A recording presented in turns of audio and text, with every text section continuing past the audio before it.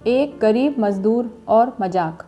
एक बार एक शिक्षक संपन्न परिवार से संबंध रखने वाले एक युवा शिष्य के साथ कहीं टहलने निकले। उन्होंने देखा कि रास्ते में पुराने हो चुके एक जोड़ी जूते उतरे पड़े हैं, जो संभवतः पास के खेत में काम कर रहे गरीब मजदूर के थे, जो अब अपना काम खत्म कर घर वापस जाने की तैयारी कर रहा था। शिष्य को मजाक सूझा। उसने शिक्षक से कहा, गुरुजी, क्यों ना हम ये जूते कहीं छिपाकर झाड़ियों के पीछे छिप जाएं। जब वो मजदूर इन्हें यहाँ नहीं पाएगा, घबराएगा तो बड़ा मज़ा आएगा। शिक्षक गंभीरता से बोले, किसी गरीब के साथ इस तरह का भद्दा मजाक करना ठीक नहीं है। क्यों ना हम इन जूतों में कुछ सिक्के डाल दें और छिप कर देखें कि इसका मजदूर पर क्या प्रभाव पड़ता है। शिष्य ने ऐसा ही किया और दोनों पास की झाड़ियों में छुप गए। मजदूर जल्द ही अपना काम खत्म कर जूतों की जगह पर आ गया। उसने जैसे ही एक पैर जूते में डाले, उसे किसी कठोर चीज़ का आभास हुआ।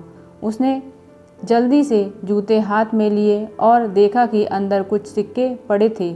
उसे बड़ा आश्चर्य हुआ और वो सिक्के हाथ में लेकर बड़े गौर से उन्हें पलट पलट कर देखने लगा। फिर उसने इधर उधर देखने लगा। दूर दूर तक कोई नज़र नहीं आया तो उसने सिक्के अपनी जेब में डाल लिए। अब उसने दूसरा जूता उठाया, उसमें भी सिक्के पड़े थे। मजदूर भाव विभोर हो गया। उसकी आंखों में आंसू आ गए। उसने हाथ जोड़ ऊपर देखते हुए कहा, हे भगवान, समय पर प्राप्त इस सहायता के लिए उस अनजान सहायक का लाख लाख धन्यवाद। उसकी सहायता और दयालुता के कारण आज मेरी बीमार पत्नी को दवा और भूखे बच्चों को रोटी मिल सकेगी। मजदूर की बातें सुन शिष्य की आंखें भर आईं। शिक्षक ने शिष्य से कहा, क्या तुम्हारी मजाक वाली बात की अपेक्षा जूते में शिक्षा डालने से तुम्हें कम खुशी मिली? शिष्य बोला, आपने आज मुझे जो पाठ पढ़ाया है उसे मैं जीवन भर नहीं भूलूंगा। आज मैं उन शब्दों का मतलब समझ गया हूँ जिन्हें मैं पहले कभी नहीं समझ पाया था, कि लेने की अपेक्षा देना कहीं अधिक आनंददायी होता है। देने का आनंद असीम है, देना देवत्व है।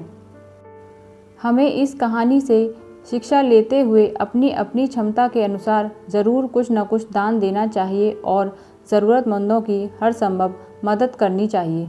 तो दोस्तों, ये थी मेरी आज की कहानी। पसंद आई हो तो लाइक कीजिए, चैनल को सब्सक्राइब कीजिए। सब्सक्राइब करना बिल्कुल फ्री होता है।